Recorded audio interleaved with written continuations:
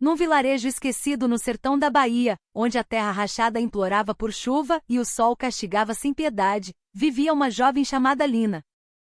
A sua casa era um reflexo da vida que levava, simples de pau a pique, com paredes que o tempo teimava em desgastar. Dentro, a mobília era escassa e velha, cada peça com o seu próprio render de protesto contra o uso constante. Lina, a mais velha de 3 irmãos, carregava nos ombros um peso maior do que a sua idade sugeria. O seu pai, seu João, era um trabalhador rural, um boia-fria cujo sustento dependia da colheita e da bondade dos coronéis da região, o que significava que a incerteza era o pão de cada dia. A sua mãe, Dona Maria, com as mãos calejadas e o rosto marcado pelo cansaço, tentava complementar a renda vendendo cocadas e bolos de milho na feira semanal da cidade mais próxima. Apesar da pobreza que os abraçava como um manto áspero, o amor e o calor familiar eram um refúgio de Lina, um oásis de felicidade no meio do deserto da sua realidade. Contudo, essa felicidade frágil começou a desmoronar-se sob o peso crescente das necessidades não satisfeitas. Numa tarde abafada, depois de ajudar a mãe a moer milho na cozinha fumarenta, Lina ouviu a conversa sussurrada dos seus pais. Falavam de dívidas, nomes de vizinhos e do dono da venda, palavras que se acumulavam como nuvens de tempestade no horizonte. Temos que arranjar outro jeito, Maria, disse seu João, a voz embargada pela exaustão. Se continuar assim, que futuro terão os nossos filhos? Lina permaneceu em silêncio, o coração apertado no peito, as mãos agarrando com força o pilão de madeira. Sentiu um nó na garganta, mas as lágrimas não vieram. Sabia com uma clareza dolorosa que chegará a sua hora de assumir uma responsabilidade maior, de sacrificar os seus próprios sonhos em prol da sobrevivência da sua família. Na manhã seguinte, enquanto lavava roupa nas águas barrentas do riacho que serpenteava perto de casa, encontrou Dona Carmen, uma vizinha que há muito se mudará para a capital e agora trabalhava como agenciadora de empregadas domésticas para as famílias ricas do Sudeste. Dona Carmen visitava o vilarejo esporadicamente, uma espécie de anjo e demônio que oferecia promessas de uma vida melhor em troca da juventude e do trabalho dos filhos da terra. Lina, minha filha, por que não tenta a sorte em São Paulo? Perguntou ela, a voz untada de uma simpatia calculada. Muitas moças daqui foram e se deram bem. Pode trabalhar como doméstica, o salário é bom. Imagina só, poder ajudar a sua família de verdade. A princípio, Lina hesitou. As histórias que corriam pelo vilarejo eram contraditórias. Algumas falavam de sucesso e dinheiro, mas outras sussurravam sobre moças que voltavam com o olhar vazio ou pior, que nunca mais voltavam. No entanto, cada vez que olhava para sua mãe e para o corpo dela a definhar sob o fardo do trabalho incessante, sentia uma força brotar dentro de si, uma determinação feroz. Eu tenho que tentar, murmurou para si mesma numa noite, o olhar perdido no céu estrelado do sertão, um céu tão vasto e indiferente ao seu pequeno sofrimento. Após uma longa e dolorosa conversa com os pais que entre lágrimas e preces deram a sua bênção relutante, Lina decidiu aceitar a proposta de Dona Carmen. O processo foi rápido, uma sucessão de papéis para assinar e taxas administrativas que a sua família não podia pagar. Tiveram que pedir mais um empréstimo, aprofundando o buraco em que já se encontravam, mas a fé de que aquele seria um investimento para um futuro melhor tornou a dívida mais suportável. O dia da partida chegou como um ladrão na noite. Lina, de pé à porta da sua humilde casa, vestia uma roupa nova que lhe parecia um disfarce. A mãe abraçou-a com uma força desesperada, enquanto os irmãos mais novos choravam baixinho, agarrados à saia dela. Cuida-te bem, minha filha, disse Dona Maria, a voz a falhar enquanto enxugava as lágrimas com as costas da mão. Estaremos sempre à tua espera. Com uma pequena mala na mão e o coração dividido entre a esperança e o medo, Lina entrou no carro velho que a levaria até ao aeroporto de Salvador. Rezava em silêncio, pedindo a Nossa Senhora que a sua decisão trouxesse a redenção para sua família. Mal sabia ela que aquele primeiro passo para fora do seu pequeno mundo a levaria a um universo totalmente diferente, um universo de luxo ofuscante e desafios que a sua imaginação jamais poderia conceber. O avião aterrou no aeroporto de Congonhas, em São Paulo. Ao sair do terminal, Lina sentiu-se esmagada pela imensidão da cidade. O ar pesado e poluído agarrou-se à sua pele, um contraste brutal com a brisa seca do seu sertão. Lá fora, um rio de carros de luxo fluía por avenidas largas, ladeadas por arranha-céus que pareciam perfurar as nuvens. Era um mundo novo, um espetáculo de opulência que a fazia sentir-se pequena e insignificante. Depois de algumas horas de espera ansiosa, o motorista aproximou-se dela, segurando uma placa com o nome da agência de Dona Carmen. Ele conduziu-a até a residência dos seus novos patrões, uma mansão imponente num condomínio fechado no Morumbi. Lina ficou sem palavras quando o carro atravessou o portão principal. Aquilo não era uma casa, era um palácio moderno, com uma piscina de água azul turquesa, jardins meticulosamente cuidados e um chão de mármore que brilhava como um espelho. Esta é a casa do Dr. Heitor Montenegro, disse o motorista numa variante do português que soava estranha aos ouvidos de Lina. A senhora vai trabalhar aqui como arrumadeira. Lina apenas conseguiu acenar com a cabeça, o coração a bater descompassado, uma mistura de admiração e pavor. Nunca na sua vida imaginara que alguém pudesse viver com tanto luxo. Estaria ela à altura de trabalhar num ambiente assim? A sua primeira manhã na mansão começou antes do nascer do sol. Uma mulher de meia idade, com um rosto severo e um ar de autoridade, entrou no seu pequeno quarto nos fundos da casa. Era Isabela, a primeira e única esposa de Heitor Montenegro. Com um olhar frio e penetrante, Isabela entregou a Lina uma lista interminável de tarefas: limpar cada canto da vasta mansão, lavar e passar a roupa da família, preparar as refeições exatamente como lhe fosse ordenado. Não cometa um único erro, disse Isabela, o tom de voz afiado como uma faca. Não tolero preguiça nem incompetência. Lina assentiu submissa, sentindo a tensão a instalar-se nos seus ombros. Começou a trabalhar com um afinco quase desesperado, esforçando-se para que tudo ficasse perfeito. No entanto, com o passar dos dias, a pressão tornava-se cada vez mais insuportável. Isabela repreendia-a em voz alta por trivialidades, como a forma como dobrava uma toalha ou a disposição dos talheres na mesa. De cada vez, Lina apenas baixava a cabeça, engolindo o orgulho e rezando por forças para aguentar. Algumas semanas após a sua chegada, Lina finalmente conheceu o patrão, Heitor Montenegro.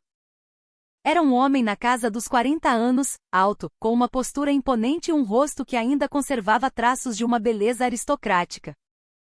Embora as linhas de expressão já marcassem os cantos dos seus olhos, ele possuía um ar calmo, quase sereno, que escondia algo de misterioso.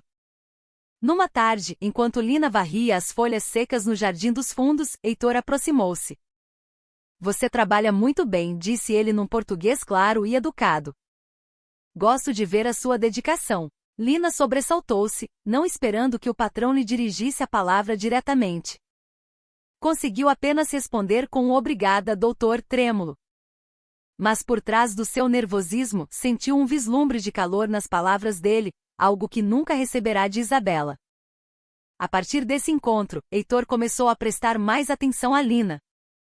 Observava-a enquanto ela trabalhava, por vezes parando para uma breve conversa. Para Lina, era uma experiência confusa. Por um lado, sentia um certo alívio por haver alguém naquela casa que a tratava com um mínimo de gentileza. Por outro, temia a reação de Isabela se ela descobrisse aquela atenção. Não demorou muito para que Isabela notasse. Numa noite depois de Lina ter terminado de limpar a cozinha, a patroa confrontou-a, o rosto contorcido pela raiva. O que é que você anda a fazer com o meu marido? Sibilou ela, a voz baixa mas venenosa. Por que é que ele está sempre a olhar para si? Eu não fiz nada, Dona Isabela, respondeu Lina, a voz a tremer. Eu só estou a fazer o meu trabalho. Isabela estreitou os olhos. É bom que se lembre do seu lugar. Você é apenas uma empregada. Nada mais. Nunca pense em ultrapassar essa linha. Lina ficou em silêncio, o coração pesado. Sabia que Isabela tinha razão, ela não passava de uma empregada.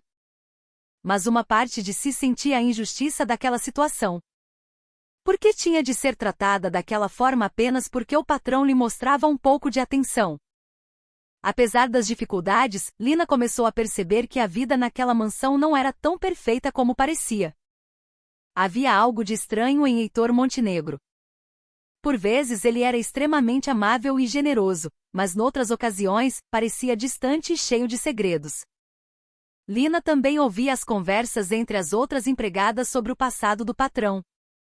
Falava-se que ele estivera envolvido num grande escândalo de corrupção política que quase arruinara o nome da família Montenegro, fazendo-o perder muita da sua influência. Lina não sabia se podia acreditar em tudo que ouvia.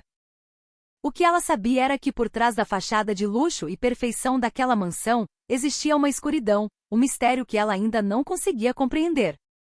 Passaram-se vários meses desde a chegada de Lina à casa de Heitor Montenegro. Embora já estivesse habituada à rotina exaustiva, a pressão de Isabela só aumentava. Cada olhar cortante, cada palavra áspera fazia Lina sentir-se como um passarinho preso numa gaiola de ouro, bela por fora, mas desprovida de liberdade. Havia, no entanto, um pequeno consolo, a atenção de Heitor. Embora suas conversas fossem breves, o patrão oferecia-lhe frequentemente um sorriso caloroso ou uma palavra de elogio pelo seu trabalho árduo. Para Lina, eram pequenos momentos que a faziam sentir-se valorizada naquele ambiente opressivo. Numa tarde, depois de ter terminado de limpar a sala de estar, Heitor chamou-a ao seu escritório. O coração de Lina acelerou enquanto entrava na imponente divisão. As paredes estavam forradas com estantes de livros encadernados em couro e pinturas a óleo. O aroma à madeira de mogno e a um perfume caro pairava no ar. Sente-se, disse Heitor com um tom amável, apontando para uma cadeira em frente à sua secretária. Lina sentou-se cautelosamente, a incerteza a pesar sobre si. Após um momento de silêncio, ele começou a falar. Lina, tenho observado o seu trabalho ao longo destes meses. Você é extremamente dedicada, honesta e tem uma bondade natural. Ele fez uma pausa, fixando seu olhar nela. Quero oferecer-lhe a oportunidade de uma vida melhor. Lina engoliu em seco, sem ter a certeza de ter ouvido bem. O que quer dizer, doutor? Perguntou ela, hesitante. Heitor esboçou um sorriso subtil. Quero que seja a minha segunda esposa. O mundo de Lina parou de girar. Ficou paralisada, incapaz de processar as palavras que acabará de ouvir. Casar com um homem rico e poderoso como ele? Era algo que nunca, nem nos seus sonhos mais loucos, ousara imaginar. Eu não sei o que dizer, doutor, conseguiu finalmente balbuciar, a voz a tremer.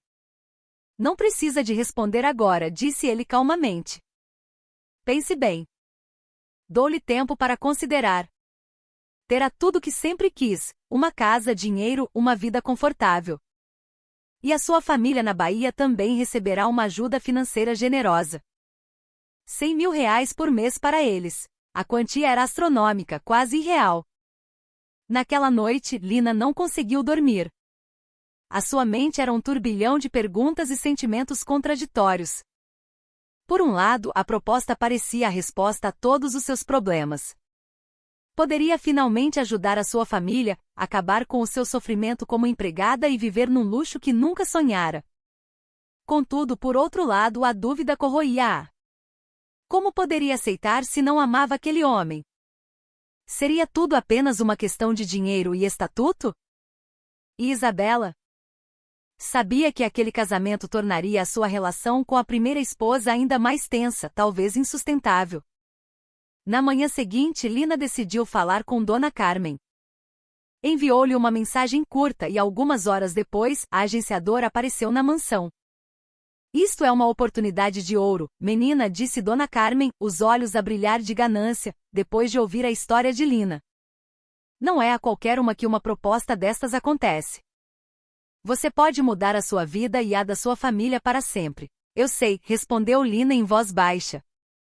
Mas eu não o amo, e tenho medo da Dona Isabela. Não sei o que vai acontecer, Dona Carmen suspirou, impaciente. A vida não é só sobre amor, Lina. Às vezes, temos que tomar decisões com base na realidade. A sua família precisa de si. Se recusar, eles podem nunca mais ter uma oportunidade como esta. As palavras de Dona Carmen ecoaram na sua cabeça durante dias. Pensava na sua família no sertão, no rosto cansado da sua mãe, nos seus irmãos pequenos, no seu pai a trabalhar de sol a sol. Seria egoísta da sua parte recusar por causa dos seus próprios sentimentos? Finalmente, depois de dias de agonia e conflito interior, Lina tomou a sua decisão. Aceitaria a proposta. Não por amor, mas por um sentido de dever, de responsabilidade como filha mais velha. Queria tirar a sua família da miséria. Quando comunicou a sua decisão a Heitor, ele sorriu, satisfeito. Fico feliz por ter aceitado, disse ele. Prometo que não se vai arrepender. No entanto, por trás daquele sorriso, Lina sentiu algo estranho, como se houvesse uma intenção oculta por detrás da oferta. Mas escolheu ignorar essa sensação. Naquele momento, só conseguia pensar em como sobreviveria naquele novo mundo. O dia do casamento chegou mais depressa do que Lina esperava.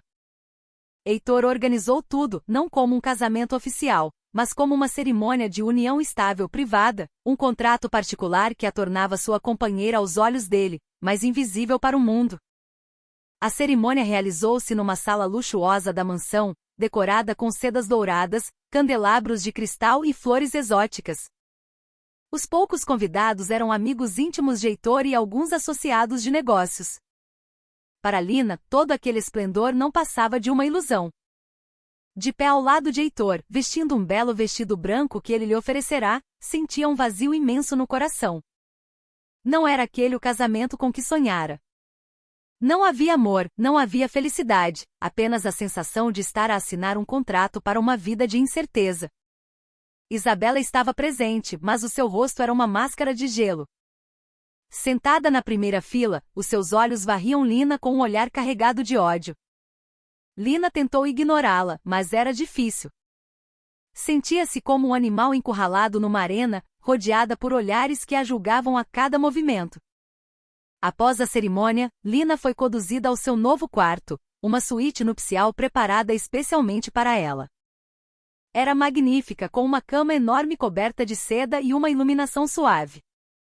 Mas apesar da perfeição aparente, a atmosfera era fria e desoladora. Heitor entrou momentos depois. Sorriu-lhe. Bem-vinda à sua nova casa, Lina. Ela apenas conseguiu acenar, sem saber o que dizer. Sentia-se profundamente desconfortável, como uma convidada forçada a ficar num lugar estranho. Quando Heitor se aproximou, Lina enrijeceu. Não estava preparada para isto, para desempenhar o papel de esposa sem qualquer base de amor ou confiança. Heitor pareceu notar a sua tensão. Não precisa de ter medo, disse ele com uma voz calma. Vou tratá-la bem. Ele tentou mostrar-se caloroso, mas para Lina, as suas palavras soavam ocas. Ela permaneceu em silêncio, desejando que a noite passasse depressa. Na manhã seguinte, Lina percebeu que o seu novo estatuto não lhe facilitaria a vida. Pelo contrário, a perseguição de Isabela intensificou-se. A primeira esposa aparecia no seu quarto sem aviso, comentando sobre a forma como Lina arrumava suas coisas ou como se vestia. Não pense que agora é mais especial do que eu, disse Isabela numa manhã, de braços cruzados. Pode ser a segunda, a companheira, mas a sua posição continua a ser a mesma de antes, uma empregada. Lina baixou a cabeça, lutando para conter as lágrimas. Sabia que Isabela tinha motivos para odiar, mas a sua crueldade constante fazia-a sentir-se cada vez mais isolada. Isabela começou também a exercer uma tortura psicológica. Dava-lhe tarefas adicionais, mesmo depois de ela se ter tornado oficialmente a companheira de Heitor. Por vezes deixava bilhetes na mesa de jantar ou no quarto de Lina, com mensagens como: lembre-se, você não merece isto. No meio de toda esta pressão, Lina começou a perceber que Heitor não era o homem transparente que aparentava ser. Embora parecesse gentil, havia uma escuridão por trás do seu sorriso. Numa noite, enquanto caminhava pelo corredor da mansão, ouviu uma conversa entre Heitor e um dos seus convidados. Preciso de alguém que melhore a minha imagem, dizia Heitor em voz baixa. Aquele escândalo político ainda me assombra. Preciso de uma forma de reparar a reputação da minha família. Lina ficou chocada. Estaria ela a ser usada apenas como um peão para limpar a imagem de Heitor? Seria esta união não sobre amor, ou sequer respeito, mas apenas uma estratégia política? Estas perguntas começaram a assombrá-la. sentia-se uma peça num jogo de poder que não compreendia. E começou a pensar que talvez Isabela não fosse a única a sofrer naquele arranjo. Havia algo mais profundo, mais complexo que ela ainda não descobrira. Cada dia que passava, Lina sentia-se mais presa. Não podia voltar para o seu vilarejo, pois a sua família dependia do dinheiro prometido por Heitor. Mas também não conseguia aceitar plenamente a sua nova vida. Era como um pássaro com as asas cortadas. Parecia livre, mas na verdade não podia voar. No entanto, algo dentro dela começava a mudar. Lentamente, uma pequena chama de rebelião começou a acender-se. Uma chama que queria lutar contra aquela injustiça. Embora ainda não soubesse como. Os dias passavam e a vida de Lina na mansão parecia cada vez mais uma prisão dourada. Apesar de viver rodeada de um luxo que nunca imaginara, vestidos caros, joias cintilantes e quartos perfumados, o seu coração continuava vazio. Muitas vezes sentava-se junto à enorme janela do seu quarto, o olhar perdido na paisagem urbana de São Paulo, a mente a vaguear até ao seu longínquo vilarejo na Bahia. Lá, sentia falta de tudo o que era simples, mas cheio de significado. Sentia falta do canto do galo, ao amanhecer, do sorriso cansado mas terno da sua mãe ao servir-lhe um prato de feijão com arroz, e das gargalhadas dos seus irmãos a brincar no terreiro poeirento. Sentia falta das suas pequenas rotinas, como lavar a roupa no riacho ou ajudar a mãe na cozinha. Tudo isso parecia agora tão distante, como um sonho que se desvanecia da sua memória. Numa tarde, enquanto limpava uma mesa na sala de estar, uma das empregadas aproximou-se com um pequeno envelope branco. Isto é para si, disse a moça, entregando-lhe a carta. O coração de Lina disparou ao reconhecer a caligrafia da sua mãe. Era a primeira carta que recebia desde que deixara a sua casa. Com as mãos trêmulas, abriu o envelope e começou a ler. Minha querida filha Lina, que Deus te proteja sempre nessa terra distante. Temos tantas saudades tuas, especialmente eu. Sempre que olho para o teu lugar vazio na mesa, imagino-te aqui, a rir conosco. Já soubemos da tua união. Não sabemos o que dizer, a não ser agradecer por tudo que fizeste por nós. O dinheiro que enviaste tem sido uma grande ajuda, as nossas dívidas estão a diminuir. Mas, filha, eu só quero que sejas feliz. Não quero que sintas que tens de te sacrificar por nós. Tu és a minha filha preciosa e eu quero que vivas a tua vida com amor e felicidade. Cuida-te bem, minha querida. Rezamos sempre para que tenhas força para enfrentar todas as provações. Esperamos pelo dia em que voltarás para casa. Com todo o amor, a tua mãe. As lágrimas correram livremente pelo rosto de Lina enquanto lia. As palavras da sua mãe tocaram-lhe o mais fundo da alma, fazendo-a sentir-se mais culpada do que nunca. Sabia que a sua família dependia dela, mas também sentia que se tinha perdido a si mesma naquele processo. Estaria realmente a fazer aquilo por eles, ou estava apenas presa numa situação da qual era cada vez mais difícil escapar? Naquela noite, Lina sonhou com a sua infância. No sonho, corria pelos campos secos do sertão, rindo com os seus amigos de infância sob um céu azul e límpido. O ar era puro, a sensação de liberdade tão real que quase se esqueceu de que estava a dormir. Mas de repente o céu escureceu e ela sentiu-se a ser puxada para uma sala grande, fria e silenciosa. Ao abrir os olhos, viu-se sentada na beira da sua cama luxuosa na mansão, ainda com o vestido da cerimônia. Acordou ofegante. O sonho fê-la perceber o quanto tinha perdido, a simplicidade, a liberdade e até mesmo a sua identidade como uma rapariga simples do sertão com sonhos modestos. Agora, era apenas uma jovem mulher aprisionada num mundo estranho, cheio de luxo, mas também de uma opressão silenciosa. Alguns dias depois de receber a carta, Lina conheceu melhor uma das governantas mais antigas da casa, uma mulher chamada Clara. Clara trabalhava para a família Montenegro há muitos anos e parecia possuir uma sabedoria tranquila, forjada pela experiência.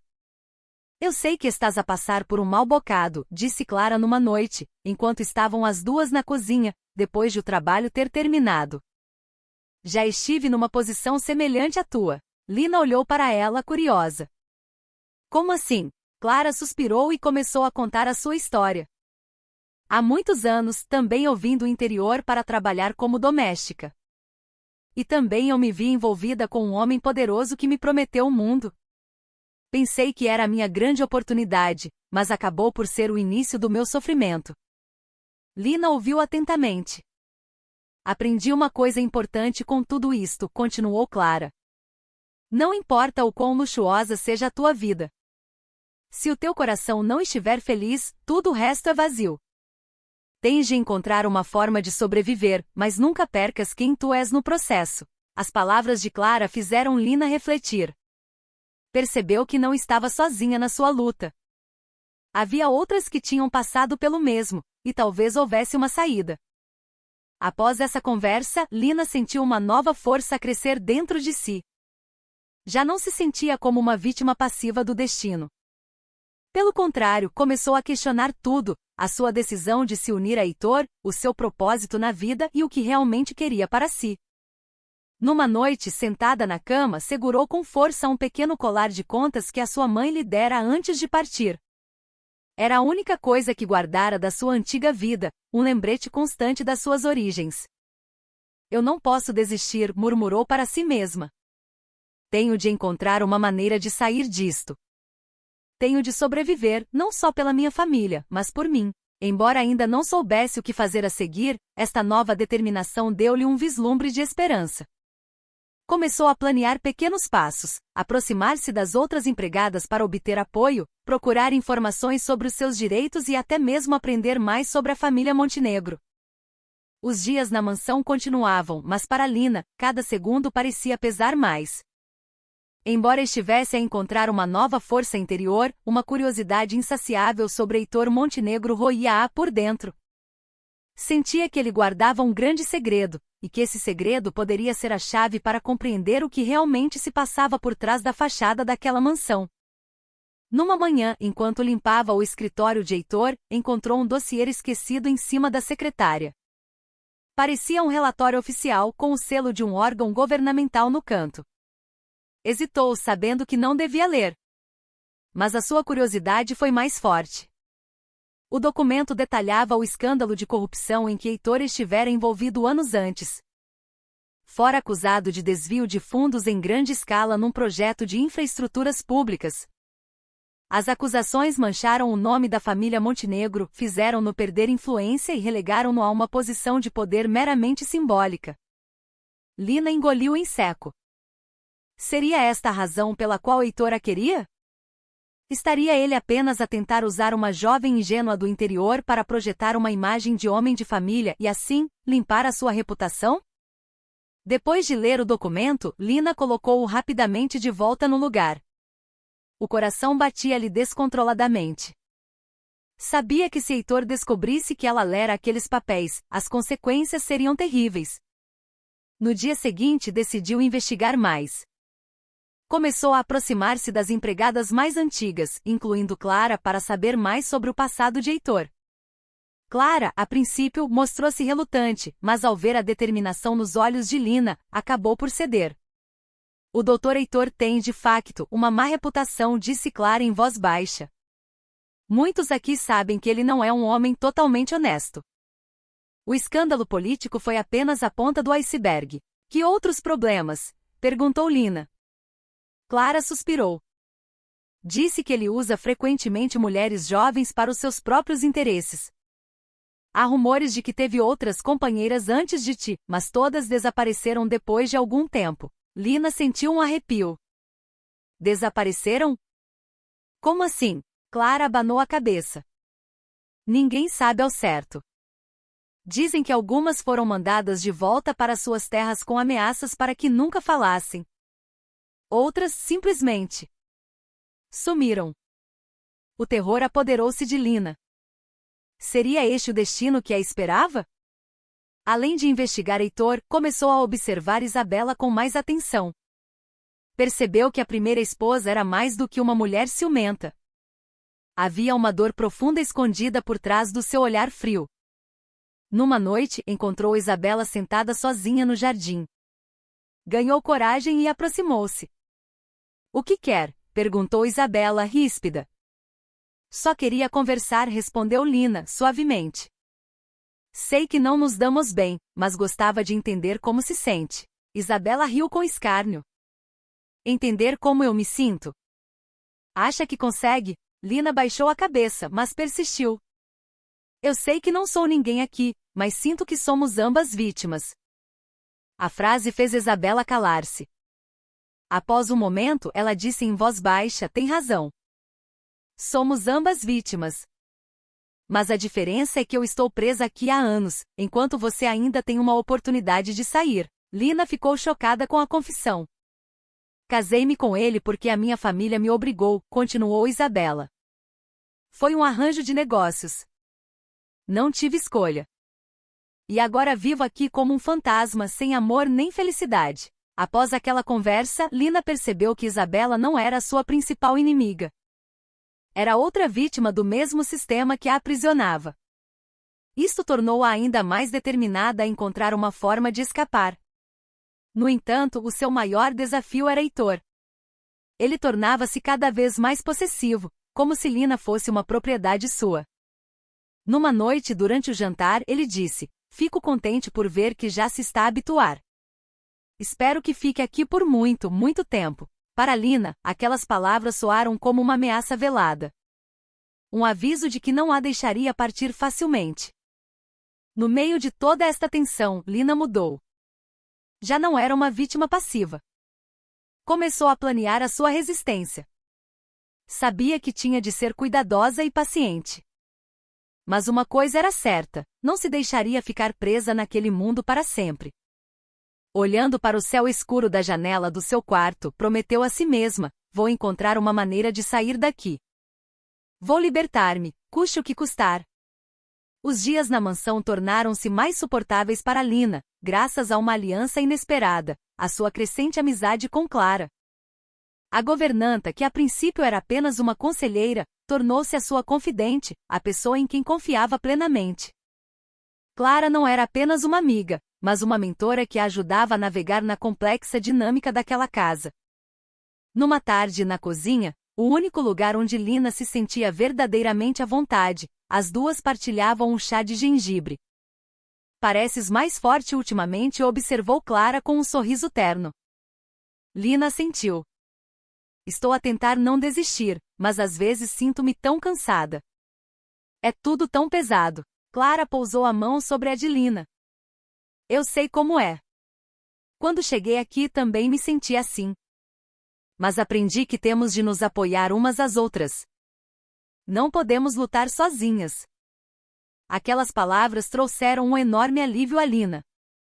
Obrigada, Clara. Não sei o que faria sem ti. Clara sorriu. Todas nós temos as nossas formas de sobreviver. Só precisas de encontrar a tua. Além do apoio emocional, Clara ajudava-a a descobrir mais sobre a família Montenegro. Numa noite, deu-lhe uma nova pista. Ouvi falar de uma mulher chamada Nádia, disse Clara em voz baixa. Ela foi uma das companheiras antes de ti. Desapareceu poucos meses depois de se unir ao doutor. Desapareceu? Repetiu Lina, os olhos arregalados. Clara assentiu. Ninguém sabe ao certo. Mas não tenhas medo, menina. Ainda tens tempo, e enquanto me tiveres a mim e a outras aqui, não estarás sozinha. A relação entre elas aprofundou-se. Conversavam sobre as suas vidas antes de São Paulo, sobre as suas famílias, sobre os sonhos que tinham deixado para trás. Numa noite, sentadas no terraço a olhar para as estrelas, Lina confessou: eu quero ir para casa. Quero voltar para o meu vilarejo. Clara suspirou. Eu sei, minha querida. Mas lembra-te, voltar para casa não é apenas sobre regressar a um lugar. Às vezes é sobre reencontrar-te a ti mesma. Lina refletiu sobre aquelas palavras. Percebeu que antes de poder voltar, precisava de encontrar uma forma de consertar a sua vida ali. Encorajada pela amizade de Clara, Lina começou a desenvolver pequenas formas de resistência.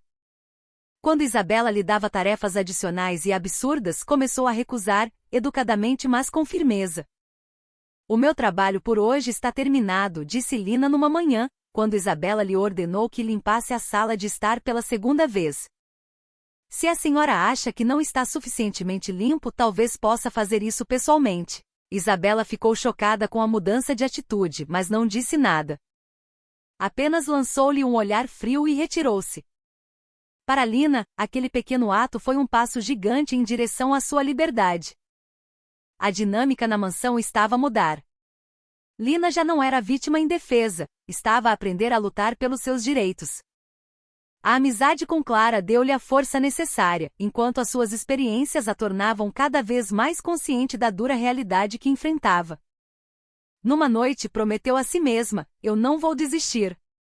Vou encontrar uma maneira de sair daqui, e falo-ei de cabeça erguida. A mansão Montenegro tornou-se um campo de batalha para Lina. Mas agora ela não estava sozinha. Com o apoio de Clara e uma nova determinação, os seus pequenos atos de rebelião tornaram-se mais frequentes. O conflito com Isabela atingiu um ponto crítico. Numa manhã, Isabela chamou-a à sala de estar, a voz mais cortante do que o habitual. "Por que é que este tapete ainda está sujo?" gritou ela, apontando para uma mancha quase invisível. Lina respirou fundo. Estava farta. "Peço desculpa, senhora", disse ela calmamente. "Mas já limpei esta sala 2 vezes hoje. Se há um problema com o resultado, talvez me possa mostrar como limpá-lo melhor." A resposta apanhou Isabela de surpresa. Até então, Lina sempre baixara a cabeça. Mas agora via nos olhos dela uma confiança inabalável. "Que ousadia!" sibilou Isabela. "Eu só quero fazer o meu trabalho corretamente", retorquiu Lina, a voz firme. "Mas se acha que não sou boa o suficiente, por favor, ensine-me." Isabela ficou sem palavras. Deu-lhe um último olhar furioso e saiu da sala. Aquele momento marcou uma viragem. Lina percebeu que não tinha de se submeter a todos os caprichos de Isabela. A sua nova firmeza também se estendeu a Heitor. Ele começou a notar que Lina já não era a mulher submissa que ele pensava controlar. Numa noite ao jantar, ele perguntou casualmente: "Ouvi dizer que tens respondido a Isabela. Algum problema?" Lina olhou-o nos olhos. "Nenhum problema, doutor.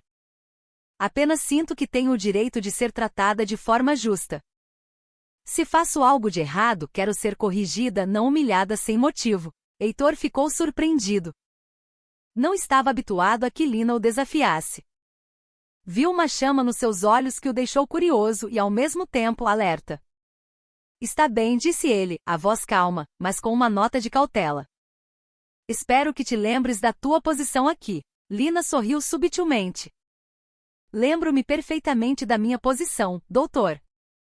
E também me lembro que mereço ser tratada com respeito." A conversa terminou ali, mas para Lina foi uma pequena vitória.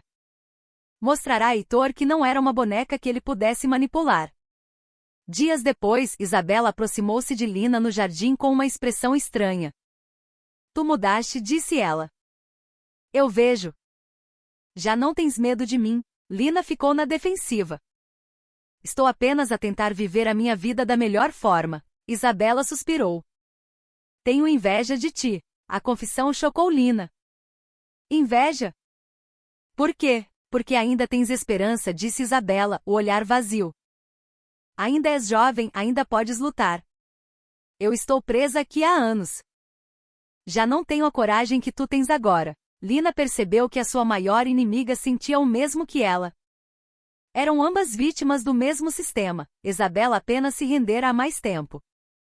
"Obrigada", disse Lina, a voz suave mas sincera. Não sabia que sentia o mesmo. Isabela deu um sorriso amargo. "Só quero que saibas que não te odeio. Apenas tenho ciúmes. Tu ainda tens uma oportunidade de sair daqui.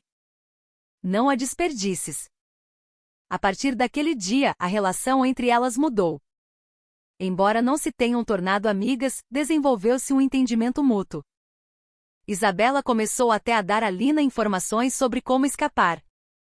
"Conheço pessoas que te podem ajudar", disse ela numa noite. "Mas tens de ter cuidado. O Heitor não te vai deixar ir facilmente." Lina absorveu cada palavra. Começou a traçar um plano. Não se tratava apenas de fugir, mas de se vingar pelo tratamento injusto que sofrerá. Um dia murmurou para si mesma: "Vou fazê-los pagar por tudo que me fizeram." Os dias na mansão tornaram-se mais pesados. Embora estivesse a encontrar uma nova força, sentia-se culpada em relação à sua família. Sabia que eles dependiam dela. Seria egoísta da sua parte fugir e deixá-los desamparados? A sua angústia aumentou quando recebeu outra carta da sua mãe. Minha querida filha, o teu pai adoeceu. O médico diz que ele precisa de um tratamento caro, mas não temos dinheiro. As dívidas estão a acumular-se. Tu és a nossa única esperança. Por favor, se puderes, envia mais dinheiro. Desculpa sobrecarregar-te, mas não sabemos mais o que fazer. Com amor, a tua mãe. As lágrimas escorreram pelo seu rosto. Cada palavra era como uma faca no seu coração. Sentia-se destroçada, zangada e confusa. Como poderia ajudar a sua família se ela própria estava presa? Olhou para o colar que a mãe lhe dera, apertando-o com força, como se pudesse extrair dele uma resposta. O que eu faço? Sussurrou. Queria voltar para casa, mas não podia abandoná-los. Sabia que Heitor lhe dera algum dinheiro, mas não era suficiente. Agora, com a doença do pai, o fardo era ainda maior. Sentia-se dividida entre dois mundos, o seu novo mundo de opressão e o seu antigo mundo de dificuldades. Depois de dias de agonia, tomou uma decisão.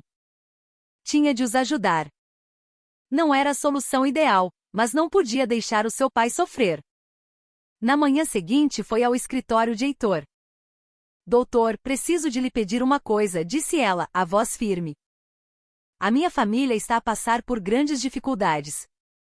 O meu pai está doente e eles precisam de dinheiro para o tratamento. Pode ajudá-los? Heitor sorriu. Claro que posso. Mas lembra-te, isto é um sinal da tua lealdade para comigo. Terás de continuar aqui. Lina baixou a cabeça, o coração pesado. Sabia que era o preço a pagar. Obrigada, doutor, respondeu ela, a voz vazia.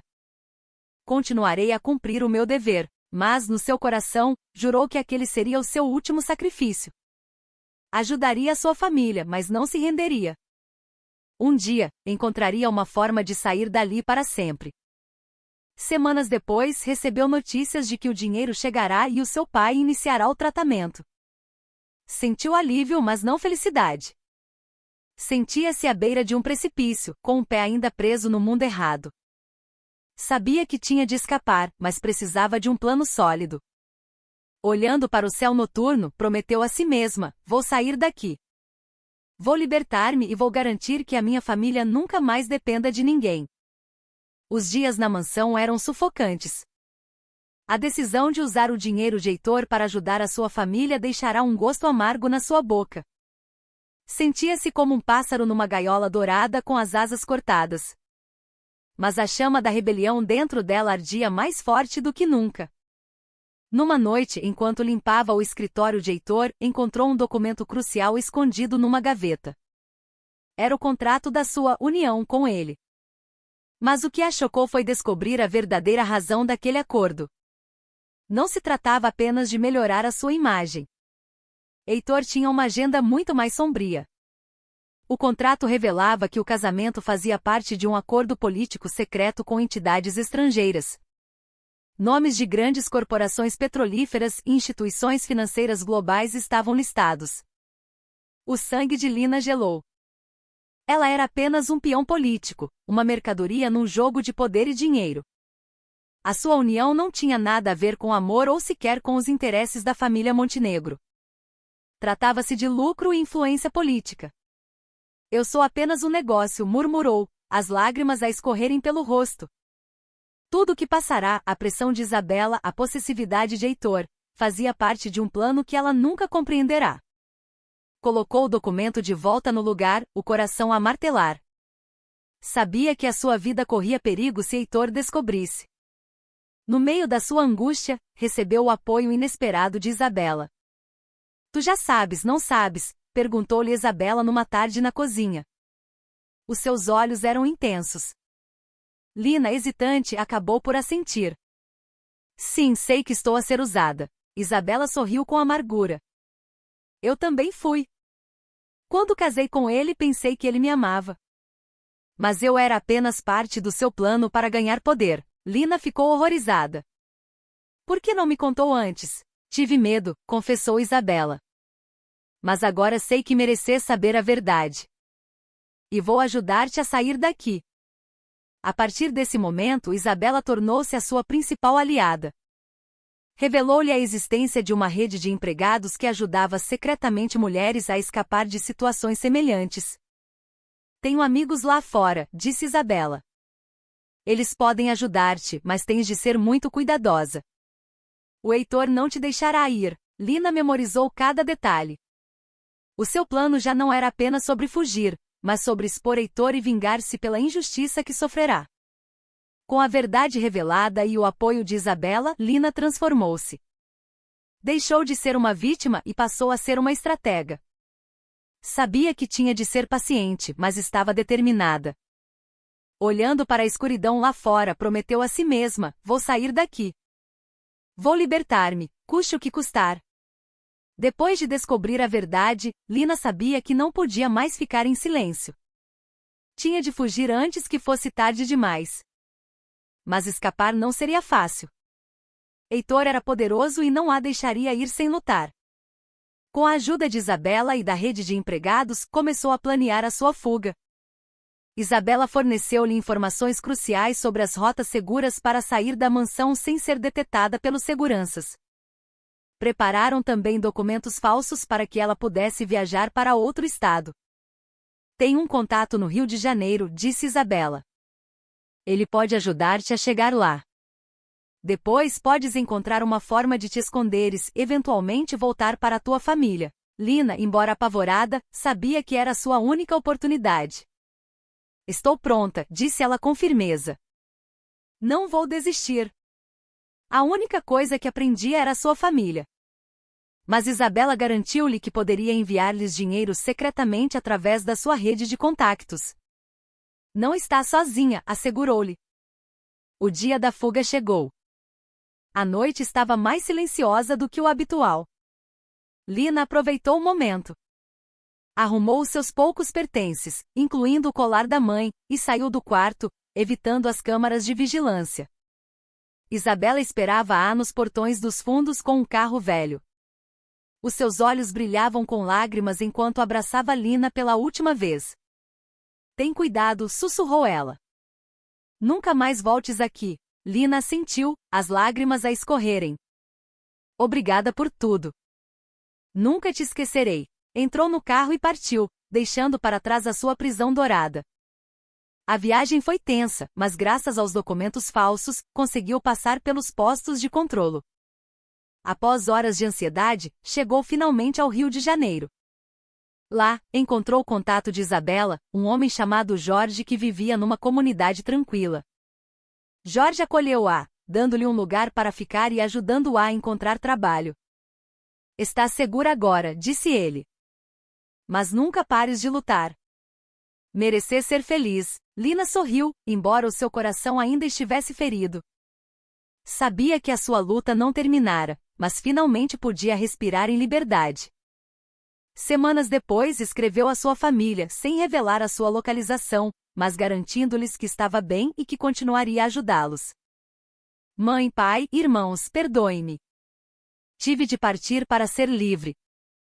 Não se preocupem, estou bem. Continuarei a enviar dinheiro. Espero que um dia nos possamos reencontrar. Amo-vos mais do que tudo. Com amor, Lina. Ao enviar a carta, sentiu um peso a sair dos seus ombros. Sabia que o caminho seria longo, mas dera o primeiro passo em direção à sua verdadeira liberdade. Apesar de estar segura no Rio, Lina sabia que a sua fuga não era suficiente. Queria garantir que Heitor pagasse pelos seus crimes. Com a ajuda de Jorge, começou a procurar uma forma de expor os segredos da família Montenegro. Lembrava-se dos detalhes dos documentos que encontrara e, com as informações adicionais de Isabela, compilou um relatório pormenorizado. Vou entregar tudo isto à imprensa, disse a Jorge. Não me importo com as consequências. O mundo precisa de saber quem ele é. Jorge, embora preocupado, apoiou-a. Tem cuidado. Homens como eles são perigosos. Lina contactou um jornalista de investigação conhecido pela sua coragem. Após várias conversas, partilhou tudo o que sabia, desde os documentos secretos à sua própria experiência como vítima de manipulação política. Semanas depois, um artigo exclusivo sobre o escândalo de Heitor Montenegro foi publicado num dos maiores jornais do país. O título era explosivo: Empresário de São Paulo acusado de corrupção e manipulação política internacional. O artigo detalhava o plano de Heitor, incluindo a sua união com Lina, realizada apenas para fins financeiros e de influência global. O impacto foi imediato. A comunicação social mergulhou no caso e a pressão pública abalou a posição de Heitor. A sua reputação, construída com tanto cuidado, desmoronou-se. Foi chamado a depor e os seus projetos foram congelados. Isabela, ainda na mansão, enviava-lhe notícias. Ele está acabado, escreveu ela. Mas sinto-me aliviada. É o fim que ele merece. Lina leu a mensagem com um misto de alívio e tristeza. Não queria magoar ninguém, mas sabia que era a única forma de se libertar do seu passado. Depois de se certificar de que Heitor já não representava uma ameaça, decidiu voltar para o seu vilarejo na Bahia. Com o dinheiro que poupara, queria abrir um pequeno negócio. Ao chegar, foi recebida com sorrisos e abraços. A mãe abraçou-a com força, as lágrimas a correrem. Voltate, minha filha, disse ela. Tivemos tantas saudades. Lina sorriu. Sabia que as cicatrizes permaneceriam, mas estava grata por estar de volta a casa.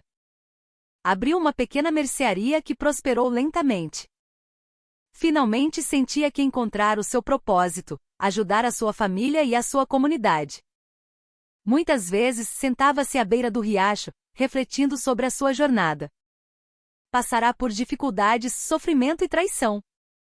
Mas também aprenderá sobre coragem, resiliência e o verdadeiro significado da liberdade.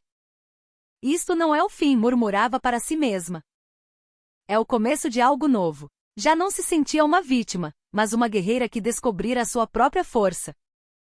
Sabia que o futuro não seria fácil, mas estava pronta para enfrentá-lo de cabeça erguida. Lina tornou-se um símbolo de resistência para outras mulheres, provando que a coragem pode transformar vidas. Encontrou a sua verdadeira felicidade no seu vilarejo, rodeada por aqueles que a amavam. Já não estava presa numa gaiola dourada. Encontrara a sua verdadeira identidade, uma mulher forte, independente e dedicada a ajudar os outros.